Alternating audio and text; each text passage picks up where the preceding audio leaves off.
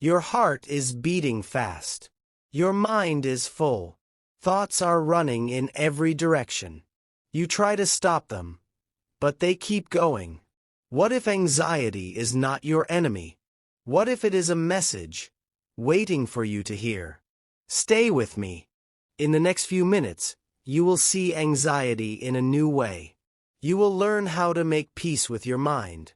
Today, we are talking about the book Beyond Anxiety, written by Martha Beck. Section 1. What anxiety really is. Anxiety. A word we all know. A feeling we all feel. Some call it stress.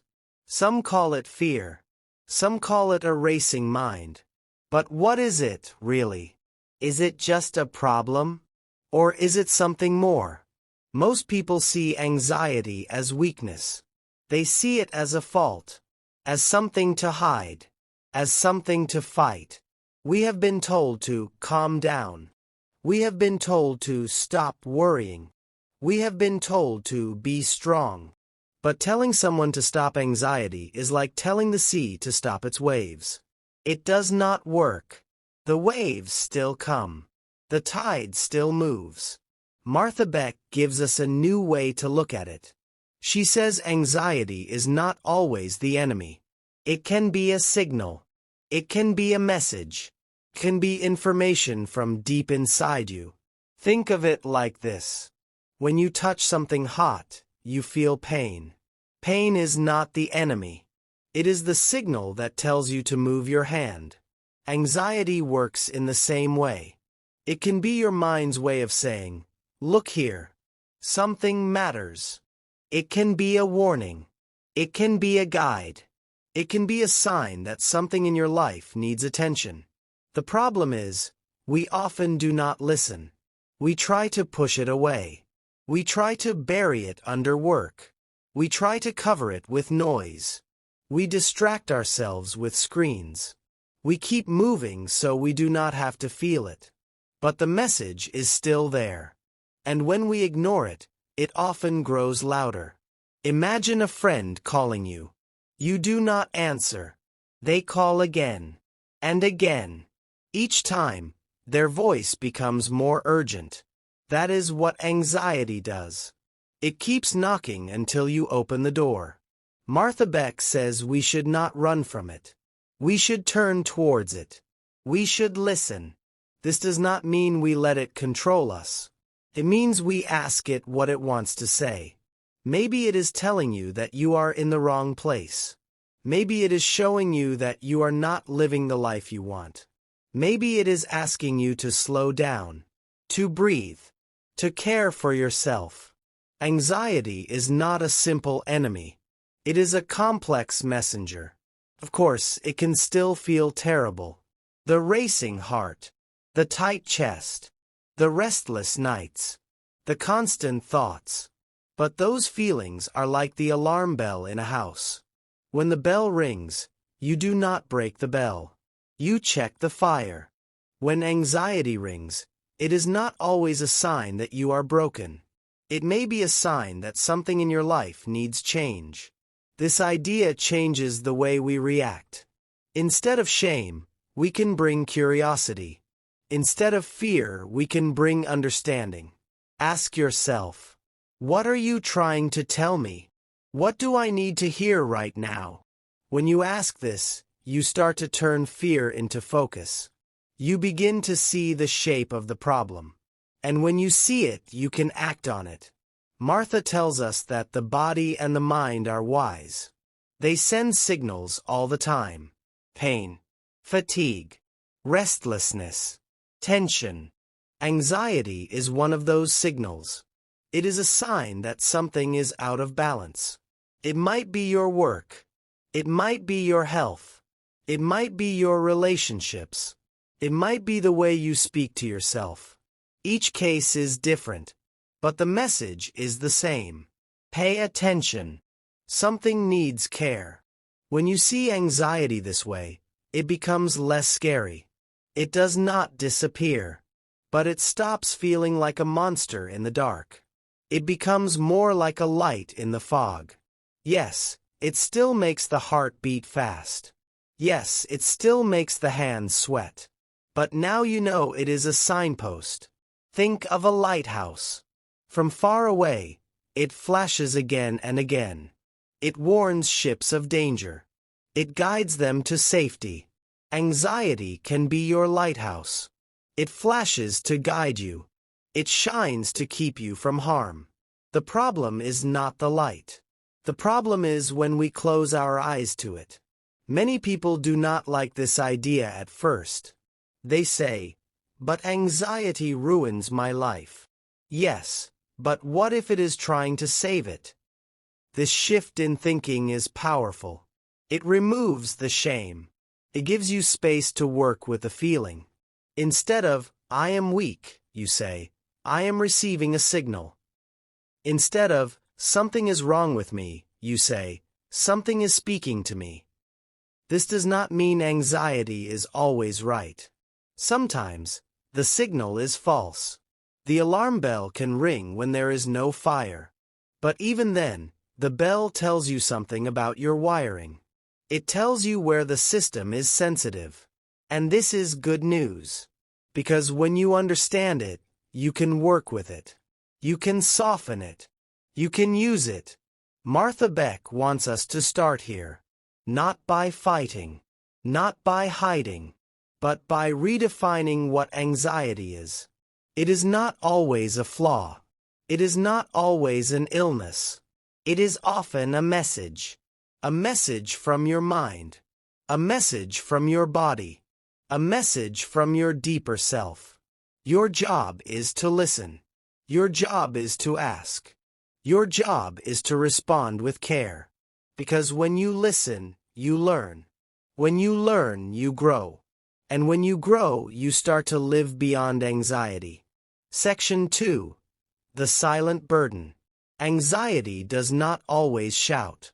Sometimes it whispers. Sometimes it hides in plain sight.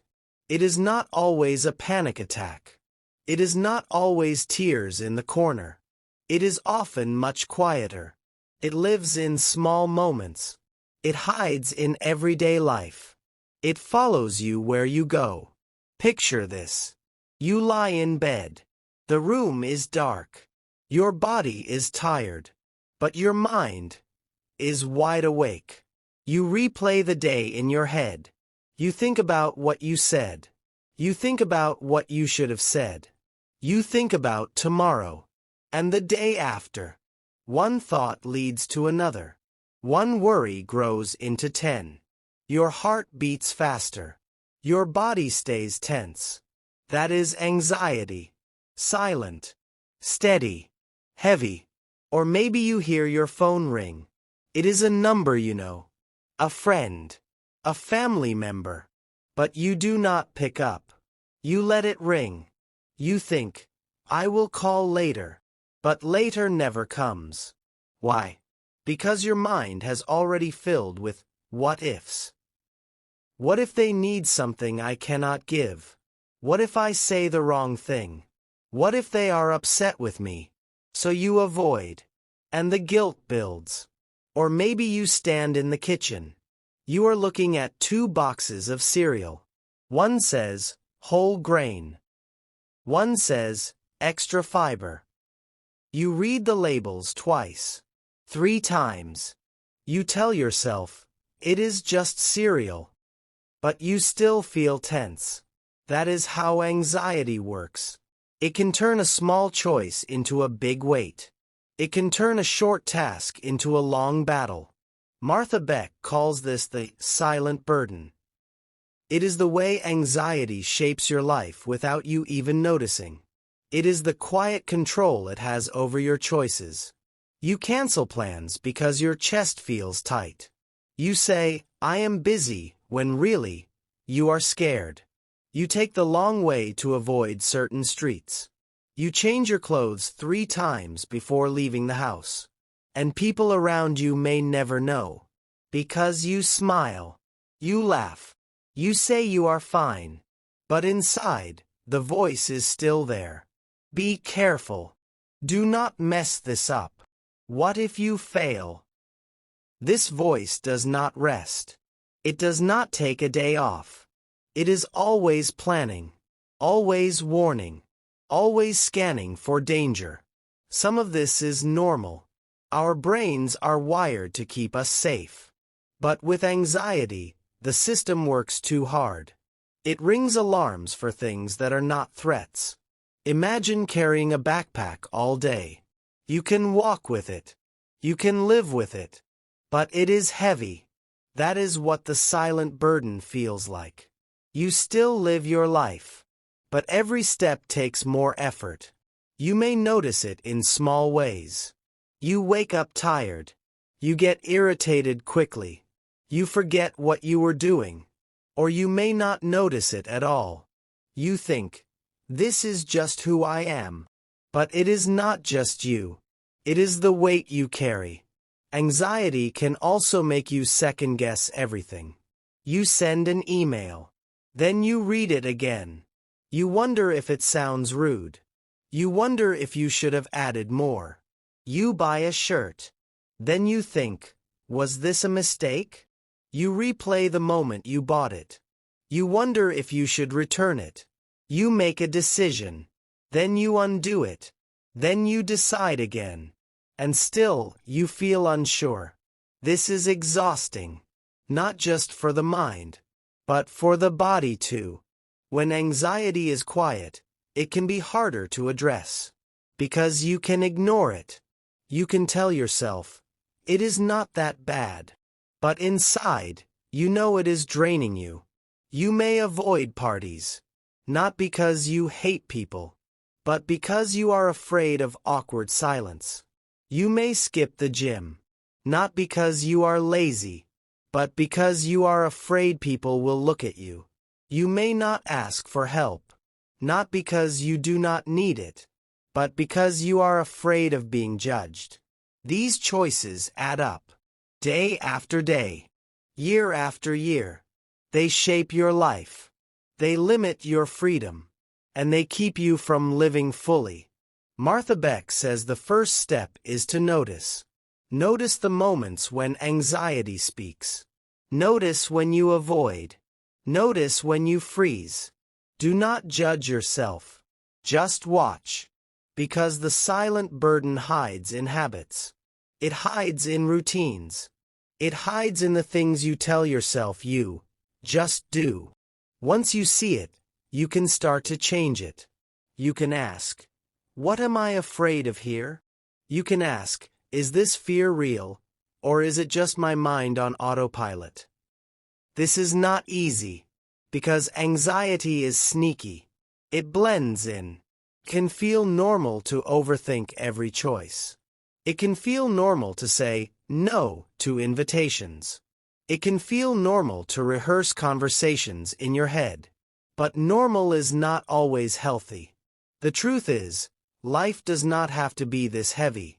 There is another way to live. One where you carry less weight. One where the mind is calmer. But to reach it, you must see the burden clearly. You must admit it is there. And that is what this section is about. Bringing the hidden into the light. Seeing the quiet ways anxiety takes over. Because once you see it, you can begin to let it go. Section 3. Why we feel this way. Listener-friendly rewrite. Anxiety is not random. It has a reason. It is not your fault. Your brain wants to keep you safe. It is always looking for danger. It is always ready to protect you. This is called fight or flight. It is an old body system. Long ago, it saved lives. If a tiger came, you ran. If an enemy came, you fought. Your heart beat faster. Your breathing got quick. Your muscles got tight. All this happened fast. It still happens today. But life has changed. The brain has not. Now there are no tigers in the street. No lions in the office. No wolves in the shop. Still, your brain reacts. It cannot tell the difference. A scary email feels like a tiger. A meeting feels like a fight. A phone call feels like danger. That is why your heart races. That is why your hands sweat. That is why your stomach turns. Your brain is trying to help, but it uses an old map. When this happens a lot, your body changes. It releases stress chemicals, adrenaline, cortisol. These prepare you for action. More blood goes to your muscles. Your senses get sharp. Good for real danger. Bad for small things. The brain sees your fast heart. It says, something is wrong. It looks for a reason. If it finds none, it imagines one. It plays old memories. It makes new, what-if fears. And the loop begins. Thoughts make the body react. The body reaction makes more thoughts. And the cycle repeats. Example. You think about a mistake. Your heart speeds up. You feel tense. You think, what if I lose my job? Your heart goes faster. You feel worse. Martha Beck says this is normal. Mind and body feed each other. It is like a fire alarm. Good when there is fire. Annoying when it rings for toast. Anxiety is the same. It rings too often. You may feel it in the body first. Tight chest. Shallow breath. Sweaty hands. Or in the mind first. Fast thoughts. What if? Questions. A bad feeling. It is not weakness. It is survival wiring. The trick is knowing when the alarm is false. Most alarms today are false. They do not need fight or flight. Still, the body sends it. When you understand this, it feels less scary.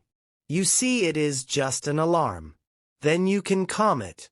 You can breathe slow. You can relax your muscles. Martha Beck says this is step 1. Notice the signs. Know it is a false alarm.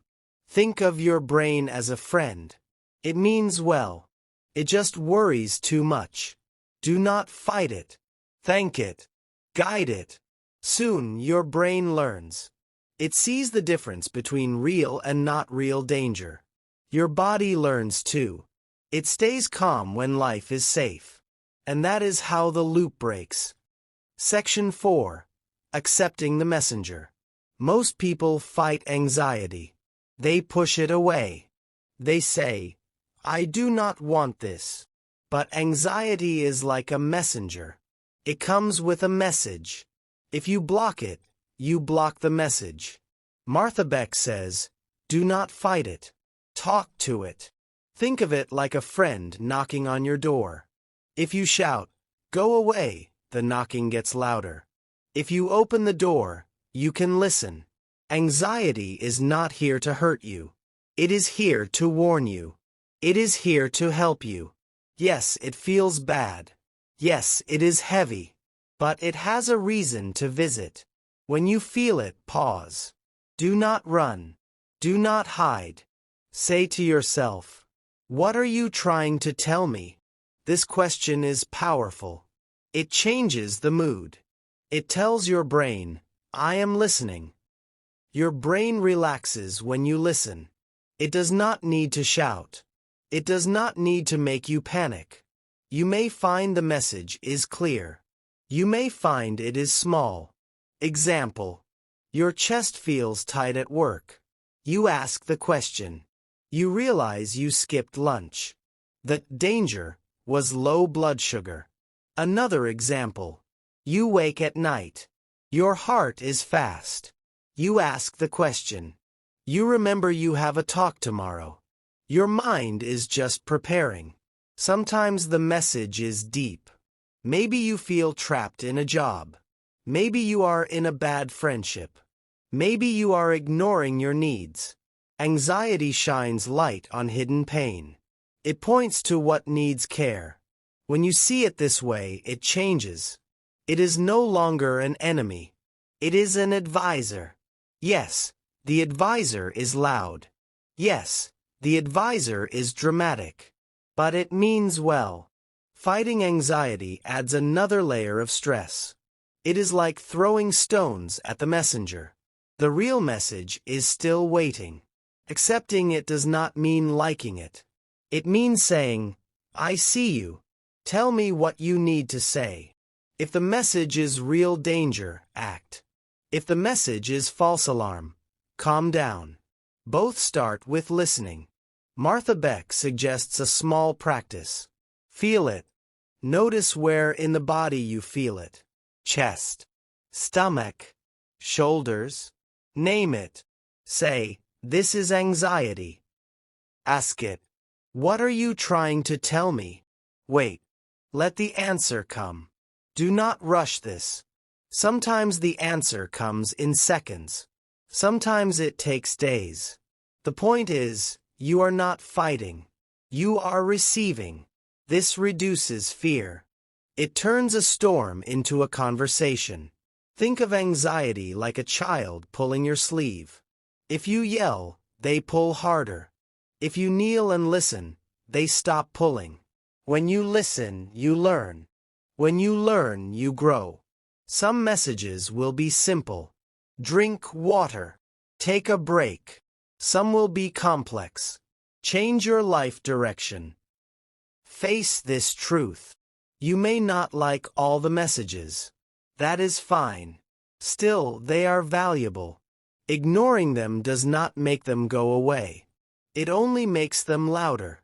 Accepting the messenger builds trust. Your mind trusts you will listen. Your body trusts you will respond. Over time, anxiety visits less. When it comes, it stays shorter. It speaks softer. Martha Beck says this is the shift. From fear of anxiety to use of anxiety. It is like turning a blaring alarm into a friendly bell. The sound is still there, but it does not scare you anymore. Acceptance is not giving up. It is the first step to control. So next time anxiety knocks, take a breath. Open the door. Say, I am listening. Section 5, Breathing Space. When anxiety comes, it feels like a wave. It is big. It is fast. It can sweep you away. In that moment, you need space. Space to think. Space to breathe. Space to take back control. Martha Beck calls this breathing space. It is a pause button for your mind. It is a way to step back from panic. The first tool is slow breathing. Yes, you have heard it before. Yes, it sounds simple. But it works. When you breathe slow, your body gets a signal. It says, we are safe. Your heart rate drops. Your muscles loosen. Here is how to do it. Sit or stand still. Put your hand on your stomach. Breathe in through your nose for 4 counts. Hold for 1 count. Breathe out through your mouth for 6 counts. Repeat. Do this for 1 minute. Only 1 minute. You will feel the shift. The second tool is a body scan. This is when you bring your mind into your body. You notice each part. You let it relax. Start at your head. Feel your forehead. Release the tension. Move to your eyes. Unclench your jaw. Drop your shoulders. Keep moving down. Chest. Arms. Stomach. Legs. Feet. As you scan, you send a signal. Relax. This pulls your mind away from racing thoughts. It anchors you here, in this moment. The third tool is focus on one detail. Look around you. Pick one thing. It could be a leaf, a cup, a shadow. Now study it. See its shape, its color, its edges. Notice tiny details. This forces your brain to shift gears. From what if to what is. It stops the loop. It makes your thoughts slow down. You can also use sound. Listen for the farthest sound you can hear. Maybe it is traffic. Maybe a bird. Maybe a clock. Then listen for the closest sound. Maybe your breath. Maybe your heartbeat. Maybe a pen on the desk. This back-and-forth focus is grounding. It reminds you that you are here, not lost in the future, not stuck in the past. Another method is touch. Feel something with texture. A blanket, a coin, a piece of paper. Run your fingers over it. Feel the lines. Feel the bumps. Stay with that feeling. All these tools have one goal. They bring you back to now. Anxiety pulls you into what might happen. Breathing space pulls you into what is happening. Why does this work? Because your brain cannot panic and focus at the same time. It must choose. When you give it something real and simple, it chooses calm. You may say, "But I cannot think in panic." That is fine. You do not need to think. Just start the action. Even if you feel nothing at first, keep going. Your body will respond before your mind does. Here is a quick plan for sudden panic. Step 1. Breathe slow for 1 minute. Step 2. Scan your body from head to toe. Step 3. Focus on one small detail around you. 3 minutes. That is all it takes to create space. Once you have space, you can decide what to do next. Maybe you continue your day. Maybe you take a break. Maybe you talk to someone. Without space, you are in the wave. With space, you are on the shore. Practice this when you are calm. Yes, when you are calm. Trains your brain. Then, when panic comes, the tools feel natural. You can even set a breathing space trigger. It could be a hand on your stomach. It could be the word pause in your head. It could be a deep sigh. The trigger tells your mind, we are doing the tools now. Some people use a small object in their pocket. Every time they touch it, they remember to breathe. You can also link breathing space to daily habits. For example, every time you wash your hands, take one slow breath. Every time you check your phone, relax your shoulders. Every time you drink water, scan your body. Small acts add up. They build calm like bricks build a wall. Martha Beck says breathing space is not escape.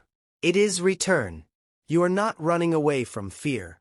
You are returning to yourself. The more you do it, the faster you get there. At first, it may take minutes.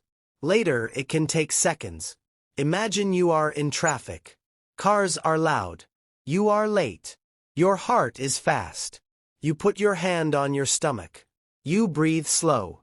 You feel the steering wheel. You notice its texture. In 30 seconds, your mind is quieter. The cars are still there. But the storm inside you has eased. That is breathing space. It does not remove life stress. It changes how you meet it. Think of it like cleaning your glasses. The world is still there. But now you can see it clearly. So, next time anxiety rushes in, do not rush with it. Pause. Breathe. Notice. The wave will pass.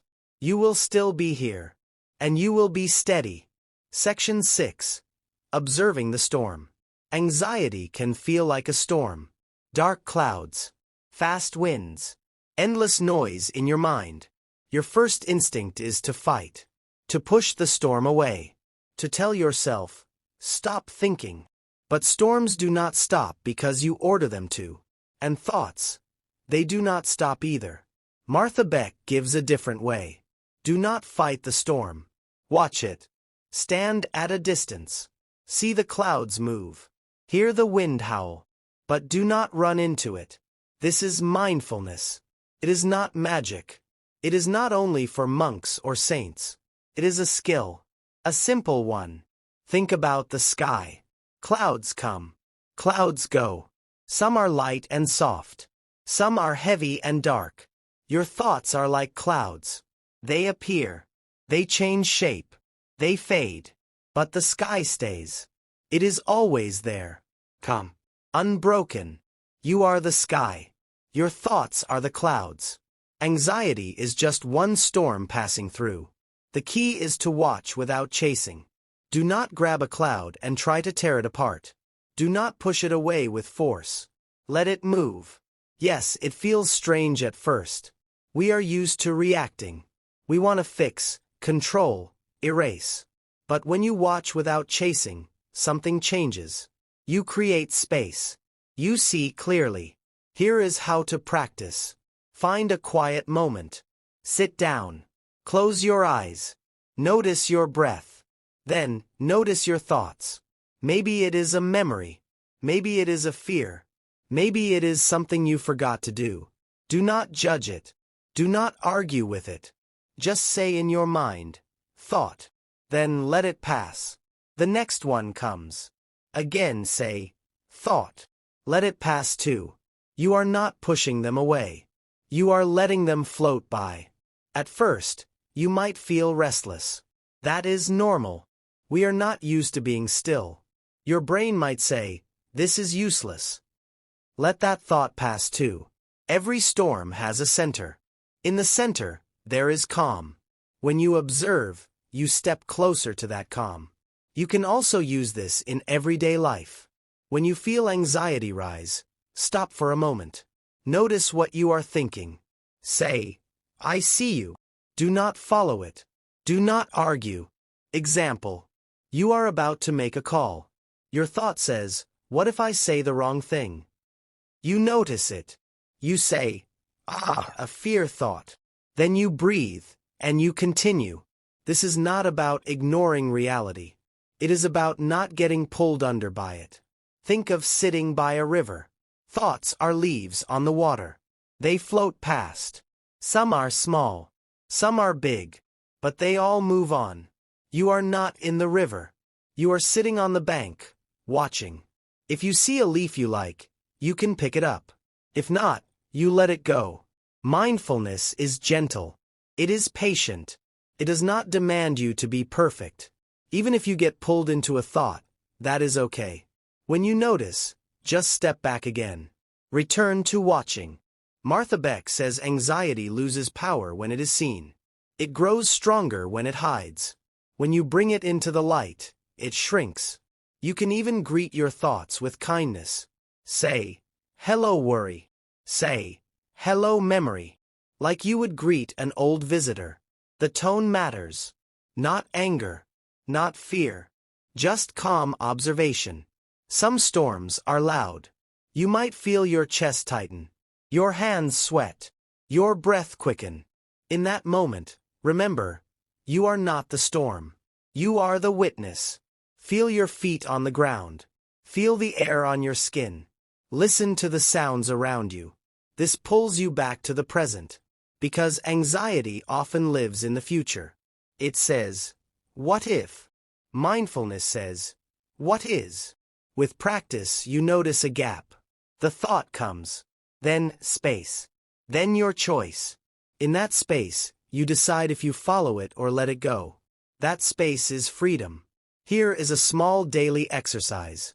While making tea, watch your thoughts for 1 minute. While waiting in line, feel your breath. Before sleep, notice the last thought. Then let it drift away. Little moments add up. They make the skill strong. And here is the beauty. Mindfulness is not about stopping storms. It is about learning to stand steady while they pass. Life will always have clouds. Some days will be sunny. Some will be gray. Some will thunder. But you can be the sky. Wide. Calm. Strong. Even when the storm comes, you will know, it is just weather. It will not last forever. And when the clouds clear, you are still here. Still steady. Still whole. This is the gift of observing the storm. Not running. Not fighting. Just being. Martha Beck's words remind us, you cannot stop the sky from having clouds. But you can choose how you watch them. So, next time anxiety comes, try this. Pause. Breathe. Watch. Let the clouds move. And remember, you are the sky. Section 7. Releasing control. Anxiety loves control. It tells you, if you plan everything, you will be safe. It whispers, if you predict every outcome, nothing bad will happen. But control is a trap. It feels safe. Feels smart. But it drains your mind. It steals your peace. You try to control people. You try to control time. You try to control the future. And what happens? You get tired. You get frustrated. And the future still surprises you. Martha Beck says this clearly. Perfection is not peace. Control is not safety. We think if we are perfect, no one will be upset. We think if we predict everything, nothing will go wrong. But life is not a machine. It is the ocean. You cannot stop the waves. You cannot plan every tide. The truth is, you will never know exactly what will happen next. And that is okay. Releasing control is not giving up.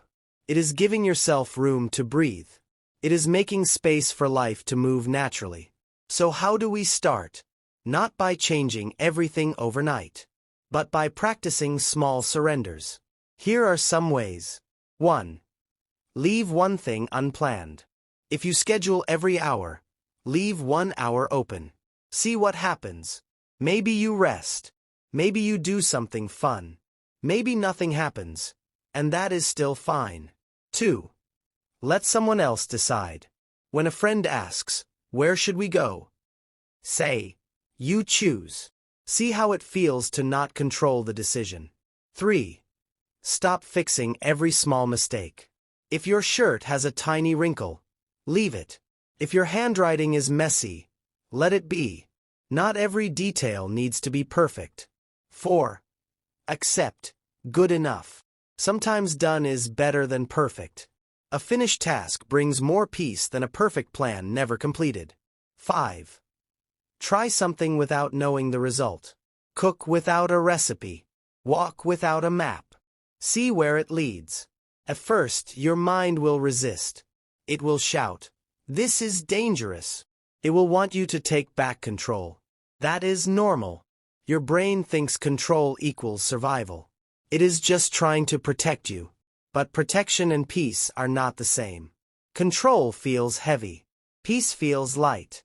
When you release control, you may notice this. The world does not collapse. People still care about you. Life still moves forward. In fact, some things get better. Because when you are not trying to control, you can listen more. You can see more. You can enjoy more. Think about the last time you laughed hard. Were you planning every second? Or were you simply there, in the moment? Control kills joy. Surrender gives it back. Martha Beck calls this trusting the current. Imagine you are floating in a river. If you fight the current, you get tired. If you trust it, you move forward without force. Life has a current. Sometimes it is slow. Sometimes it is fast. But it is always moving. When you try to control everything, you are swimming against it. When you release control, you let it carry you. Here is a powerful truth. Most of what you worry about never happens. And the things that do happen, you usually find a way through them. Think back to a time you thought, "I will never get through this." But you did. Not because you controlled everything, but because you adapted. Releasing control is about trusting your ability to adapt. Trusting that you can face whatever comes. It also means accepting imperfection. No one lives a flawless life. No one makes all the right choices. And that is what makes life human. The mistakes. The surprises. The moments we could not plan. Sometimes the best things happen when you let go. The friend you meet by accident. The idea that comes when you are not trying. The day that goes better than you planned. Because you did not plan it. Of course, this is not about letting go of all responsibility. Bills still need to be paid. Work still needs to be done. But you can do them without holding the reins too tight. You can prepare without predicting every second. You can plan without clinging to the plan. The balance is this. Prepare for what you can. Accept what you cannot. If control is a closed fist, surrender is an open hand. The open hand can still hold things, but it is ready to let go when needed. Try this small experiment tonight. When you lie in bed, your mind will want to plan tomorrow. Instead, tell yourself, tomorrow can wait. Breathe. Feel the bed under you. Let sleep come without a plan. You may notice, you rest deeper. You wake up lighter. The more you practice, the easier it gets. You will still have moments when you try to control again. That is okay. Just notice it. Then release again. With time, you will see that life flows better when you stop forcing it. You will feel lighter. You will feel more present. And here is the most surprising part. When you let go of control, anxiety softens. Because anxiety feeds on what if. When you surrender, what if loses power. You do not have to know every answer. You do not have to be perfect. You do not have to control every outcome. You just have to show up, breathe, and trust the current. Life will still have challenges, but you will meet them with more space in your mind, more energy in your body, more peace in your heart, because the weight of control will not be on your shoulders anymore. So, start small. One unplanned moment. One imperfect task. One open hand. And little by little, you will feel the freedom of letting go. Section 8. Turning fear into focus. Fear feels heavy. It makes your chest tight. It makes your thoughts race. It feels like a storm you cannot stop. But what if you could use that storm? What if fear was not just something to survive, but something to use? Martha Beck says fear is energy. It is the same energy your body uses to run, to solve problems, to create. It is power, just in disguise. The problem is, most of us waste it. We spend it replaying worst-case scenarios. We spend it overthinking, over-planning, overreacting. We burn out without moving forward. But if you learn to turn fear into focus, everything changes. Think about this. The same body that shakes with anxiety is the body that can climb a mountain. The same mind that imagines disaster is the mind that can imagine solutions. The key is direction. Fear without direction spins you in circles. Fear with direction moves you forward. So, how do we redirect it? Step 1. Catch the rush. The moment you feel fear, notice your body. Your breath gets faster. Your muscles tense. Your heart beats harder. That is energy. It is your body preparing for action. Instead of saying, "Oh no, I am panicking," say, "My body is getting ready to move." Already, you have changed the story. Step 2. Ask the focus question. When fear hits, ask yourself, what can I do right now with this energy? Not tomorrow. Not later. Right now. Fear lives in the future. Focus lives in the present. If your fear is about a test, maybe the answer is, study for 10 minutes. If your fear is about a meeting, maybe it is, write down my main points.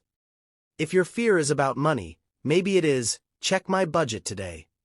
You do not have to solve everything. You just have to take one step. Step 3. Move the body first. Sometimes the mind is too loud to think clearly. When that happens, use the body to lead. Do something physical. Stretch your arms wide. Take a brisk walk. Do 10 push-ups. Clean one small corner of the room. Physical action tells the brain, we are handling it. It gives the fear somewhere to go. Step 4. Turn it into creation. Fear and creativity are twins. They both come from the same deep energy source. That is why so many artists, musicians, and writers create their best work when they feel deeply. The fear is still there, but it becomes art. You do not have to be a professional artist to do this. You can write your thoughts in a notebook. You can play music. You can cook something new. You can build, design, fix. You are telling your fear, if you are going to be here, you will help me make something. Step 5. Break the loop. Fear loves to loop. The same thought over and over. What if? What if? What if? When you feel the loop, redirect it. Pick one problem. One thing you can act on. Do something small for it, even if it is tiny. Fear hates action because action breaks its rhythm. Martha Beck often compares this to fire. Uncontrolled fire destroys. But in a fireplace, that same fire warms the whole house. Fear is the same. Wild fear burns you. Focused fear fuels you. Here is a real-life example. Imagine you are about to give a speech. Your heart pounds. Your hands sweat. Your mind says, run. Instead of running, you pause. You tell yourself, this energy will help me speak with passion. You stand tall. You breathe deep. You step forward. The fear does not disappear, but it sharpens. It pushes you to speak louder, clearer, with more life. That is turning fear into focus. Another example. You are lying awake at night, worried about your job. Your brain plays 10 different disaster scenes. Instead of letting it run wild, you sit up. You write down 3 practical actions you can take tomorrow. Then you close the notebook. Your mind relaxes, because it knows you have a plan. You see, fear hates clarity. The moment you give it a direction, it becomes smaller. It becomes a tool. Here is a practice you can try every day. When fear comes, stop.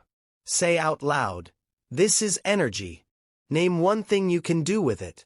Do it immediately. It could be sending one email. It could be fixing one small thing. It could be learning one new skill. Every time you do this, you are training your mind. You are teaching it. Fear is not the enemy. Fear is fuel. One more thing. Turning fear into focus does not mean you never rest. It means you choose where your energy goes. Some days, the focus might be on action. Other days, the focus might be on recovery. Even rest can be a form of focus. It is telling your body, we are safe now. The shift happens when you stop asking, how do I get rid of fear? And you start asking, how can I use fear? Because fear will always visit. It is part of being human. But it does not have to run your life. It can work for you. So next time your heart races, remember this. That rush is power. That power can build. That power can solve. That power can create. And when you use it with focus, fear becomes your partner, not your prison. Section 9. Self-compassion first. When panic comes, most of us make the same mistake. We attack ourselves. We say things like, what is wrong with you? Stop being weak. Other people handle this fine. We think this will make us stronger. But it does the opposite. When you talk to yourself harshly, your body hears danger. It feels attacked, not just by the world, but by you. And that makes fear worse. Martha Beck says the first step in calming panic is not control. It is compassion. Compassion changes the body. Science shows it. When someone speaks to you in a kind voice, your heart rate slows. Your muscles loosen. Your brain shifts from threat mode to safety mode. And here is the key. It works even if you are the one speaking kindly to yourself. Think about this. Your brain does not know the difference between someone else's voice and your own.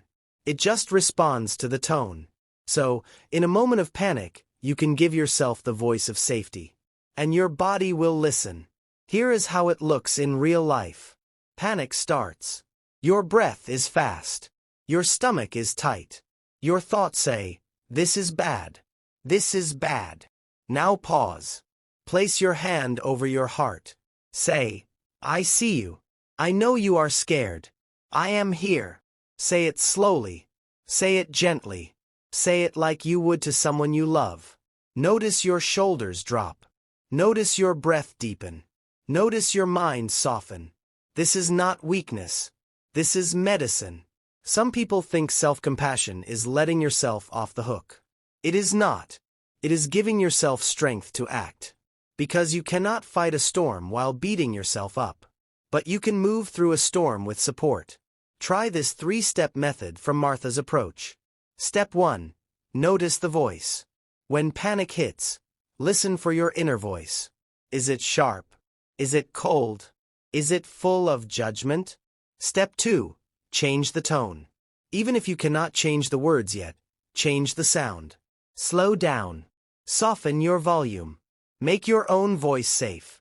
Step 3. Add gentle words. Say things like, it is okay to feel this. You are safe right now. We will handle this together. This might feel strange at first. If you have lived with self-criticism for years, Kindness feels unnatural. But remember, any new skill feels awkward at first. Keep practicing. Why does this work? Because self-compassion tells your brain the danger is not total. Yes, something feels wrong, but there is also safety here. It creates balance. When your brain believes you are safe, it sends different signals to your body. Your muscles loosen. Your breath slows. Your thoughts become clearer. This is not magic. It is biology. Think of it like this. You are both the scared child and the calm parent in your own mind. The child panics. The parent says, "I am here. I will not leave." The panic softens. Here is a practice you can do daily, even when you are not panicking. Each morning, stand in front of a mirror. Look into your own eyes. Say one kind sentence to yourself. Could be, "You are doing your best. I am proud of you. I will stand by you today." This builds the habit. So when panic comes, kindness is already your default. Some people laugh at this. They think it is silly. But ask them how well their current method, beating themselves up, is working. Most of the time, it is not. Self-compassion in action. You have an important meeting. Your anxiety spikes. Your inner voice says, "You are going to mess this up." You stop. You take one slow breath. You say, "I know you are scared. I am still proud of you for showing up." Your body relaxes just enough for you to think clearly. You speak better. You handle the moment. Or maybe you are lying awake at night, heart pounding. The voice says, "Something bad will happen." You place your hand on your chest. You whisper, "Even if something hard comes, I will be with you through it."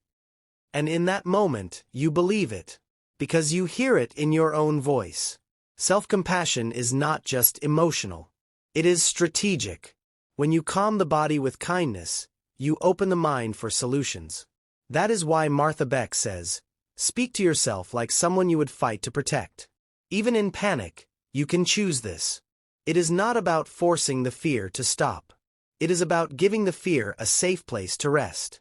Because when fear rests, you can move forward. So next time your chest is tight and your mind is loud, remember this. Do not fight yourself. Do not abandon yourself. Stand beside yourself. Say, "I see you. I am here. We will get through this together." And your body will hear it. And it will believe you. And the storm will begin to calm. Section 10. Creating safe spaces. When anxiety lives in your body, you need places where it can rest. Not someday. Not only on vacation. Every day. Martha Beck calls these safe spaces. They are like anchors in a storm. They hold you steady when the waves rise. A safe space is not only a room. It can be a place, a person, or even a routine. Anything that tells your mind, "You are safe here." When your brain gets the signal, your body responds. Your heart rate slows. Your breath deepens. Your muscles loosen. It is like stepping from a noisy street into a quiet garden. Step 1. Identify your calm places. Think about where you feel most at peace. Maybe it is your bedroom with the door closed. Maybe it is a park bench under a big tree. Maybe it is the kitchen at night when everyone is asleep. There is no right answer. It just has to feel safe for you. For some, a safe space is outdoors. Fresh air. Wind on the face. The sound of leaves. For others, it is indoors. A warm blanket. Soft lighting. Familiar smells. The goal is not beauty. The goal is comfort. Step 2. Create a calm corner. Even if you live in a busy house, you can claim a corner. It might be a chair by the window, a floor cushion in the bedroom, a little desk in the kitchen. In this corner, keep things that relax you. A book you love, a candle, a soft pillow, a photo that makes you smile. This is your calm kit. It is always ready. When anxiety hits, you do not have to think. You just go there. You sit. You breathe. You let the space work on you. Step 3. Safe people. Not all safe spaces are physical. Sometimes they are human. A friend who listens without judging. A family member who makes you laugh. A partner who holds your hand until your breath slows. Make a mental list of your safe people. In panic moments, reach out. Even a short call or text can shift your state. Step 4. Safe routines. Your brain loves patterns. When it knows what is coming next, it relaxes. So, create small routines that tell your body, it is time to rest. Could be making tea every evening at the same time.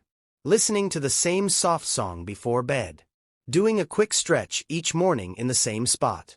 Over time, these actions become signals. Your brain learns, when I do this, I am safe. Why this works? Anxiety makes the world feel unpredictable. Safe spaces bring predictability back.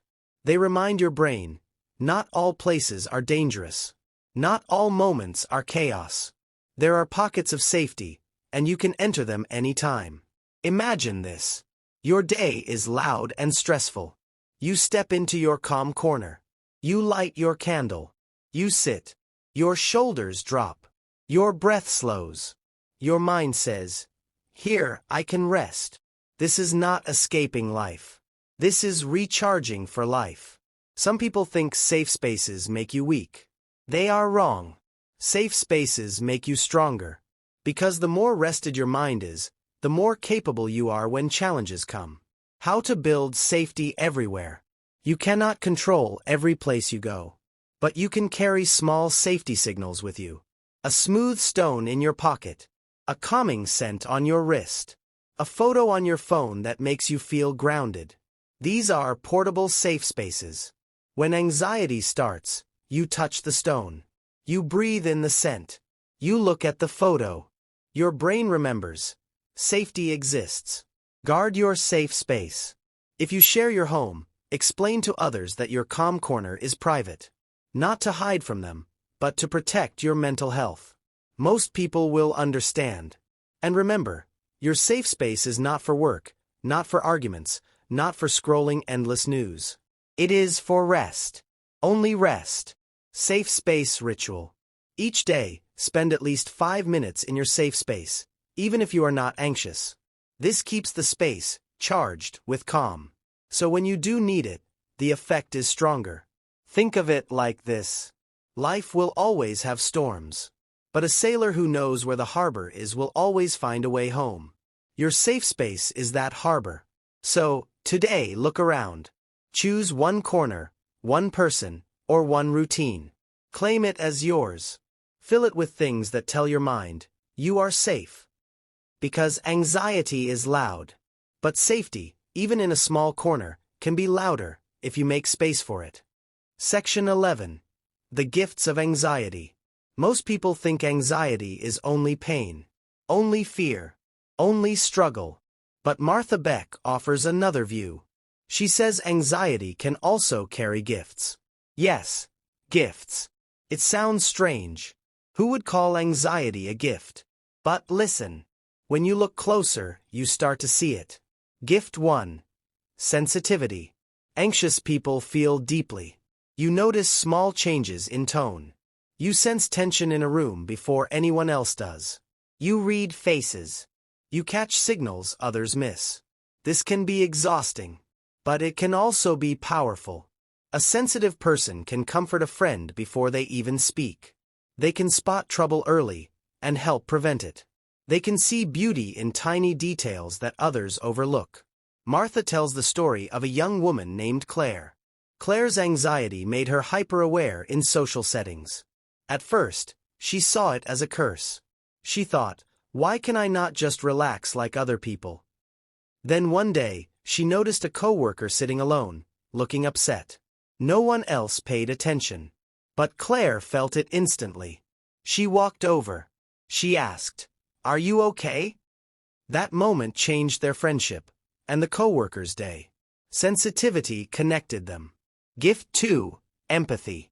When you have felt fear, you understand fear. When you have felt panic, you understand panic. This makes you gentle with others. It makes you kinder. You know what it is like to feel small. so you try to make others feel bigger. You know what it is like to feel lost, so you try to guide others home. Empathy is not loud. It is not flashy. It is the quiet voice that says, "I am here with you." Anxious people often become the best listeners. They do not rush to judge. They know pain can be invisible. Gift 3. Deep thinking. Anxiety often means you think a lot. Sometimes too much. But this overthinking also means you explore ideas in detail. You do not just skim the surface. You dive deep.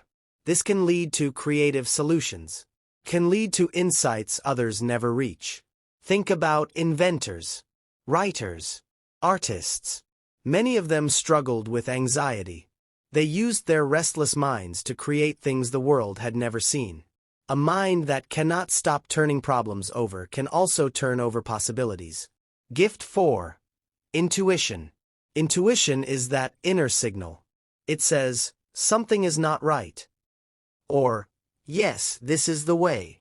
Anxious people often have a sharper intuition. Because you are tuned into danger, you are also tuned into truth. Martha shares the story of a man named Peter. Peter had always been nervous. He hated crowded places.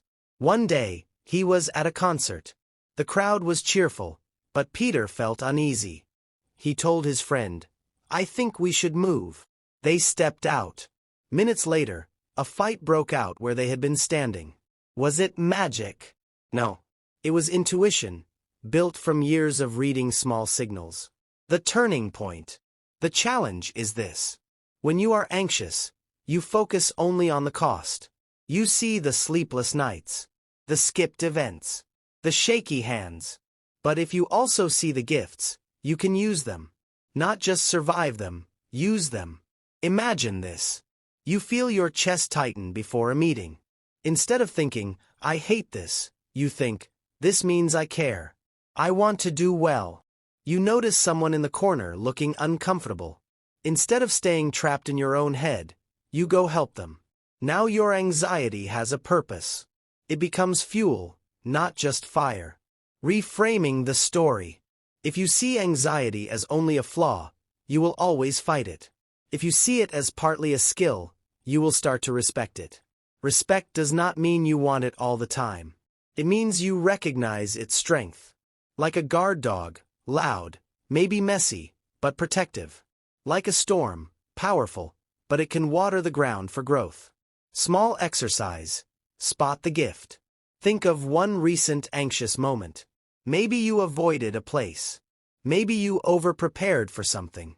Ask yourself, did my sensitivity protect me? Did my empathy help someone? Did my deep thinking solve a problem? Did my intuition guide me? Find even one yes. That is a gift. A word of balance. Seeing the gifts does not mean you ignore the struggle. Anxiety can still be heavy. It can still hurt. But when you add the idea of gifts, you stop seeing yourself as broken. You start seeing yourself as someone with rare tools. Tools that need care. Tools that can serve you and others. Martha says, the more you value the gifts, the less the burden feels like a burden. It is like carrying a heavy backpack, but knowing inside it is gold. You still feel the weight, but you walk with purpose. Your turn. Today, watch yourself. Notice the little moments where your anxious nature helps you connect. Notice where it helps you think deeper. Notice where it warns you. Write them down. Remind yourself, you are not only your fear, you are also your gifts. Because anxiety is not just a curse. It is also a teacher. It is also a guide. And if you listen closely, it can lead you to a more compassionate, thoughtful, and intuitive life. Section 12. Living Beyond Anxiety.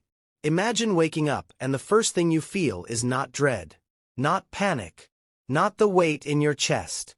Imagine opening your eyes and feeling space, breath, light. This is life beyond anxiety. It does not mean life without challenge. It means life where anxiety is no longer the driver of your days. The shift. In the beginning, anxiety controls everything. It decides where you go, who you see, What you try. You live in a small circle. You play safe because safe feels like survival. But living beyond anxiety means the circle opens. The walls fall. The air changes. You still feel the signals sometimes. The heart beats faster. The thoughts start to race. But now you know what they are. They are messages, not monsters. You listen, then decide what to do. You are in charge, not the fear. The new daily life. Morning looks different. Instead of dreading the day, you check in with yourself. You ask, what matters most today? You breathe slow before your coffee. You stretch. You take a small step toward something you once avoided. Work feels different too. You no longer replay every sentence you spoke. You give your best, then let go. You accept that not everyone will like you, and that is fine. Evenings are lighter. You do not lie awake replaying conversations from years ago. You give your mind permission to rest. You treat rest as important as action. Relationships grow. When anxiety no longer rules, you show up more. You say yes to invitations without fear being the loudest voice. You laugh without thinking about how you look. You listen more deeply because you are not trapped in your own head. People feel your presence. They trust your calm. They enjoy the real you, not the guarded you. The small brave moments.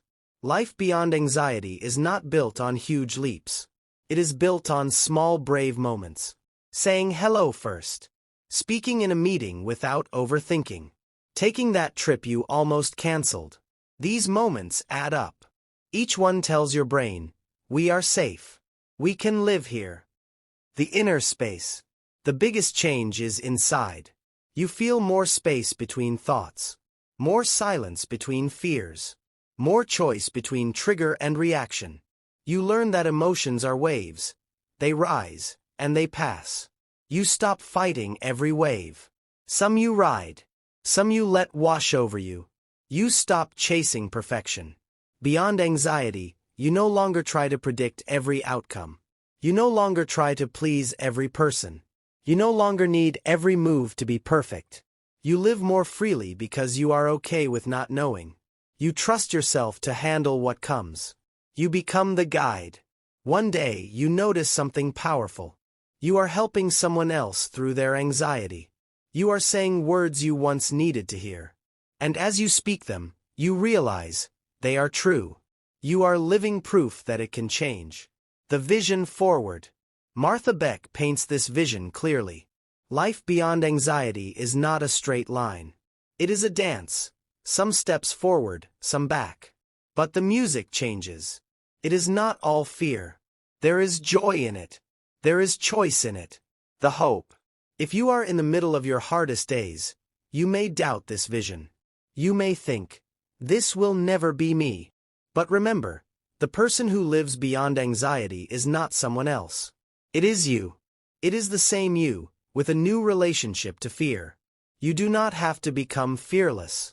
You just have to stop letting fear decide your whole life. A practice for the future. Here is one way to keep moving toward that life. Notice the trigger. Feel it without judgment. Breathe. Give your body a signal of safety. Ask, what is the message here? Choose. Does this fear protect me or hold me back? Take one small step forward, even if you feel afraid. Do this daily. Small steps grow into a new way of living. Your story. Life beyond anxiety will look different for everyone. For one person, it might mean speaking on a stage. For another, it might mean enjoying a quiet dinner without intrusive thoughts. The size of the step does not matter. The direction does. Every time you choose life over fear, you are living beyond anxiety. The closing picture. So picture it now. You walking into a room without scanning for exits. You calling someone without rehearsing every word. You sleeping through the night, not because life is perfect, but because you trust yourself to handle it. That is the gift of this journey. Not a life without fear, but a life where fear no longer runs the show. You are more than your anxiety. You are more than your past. You are the one who decides how the story ends. And your story, is only beginning.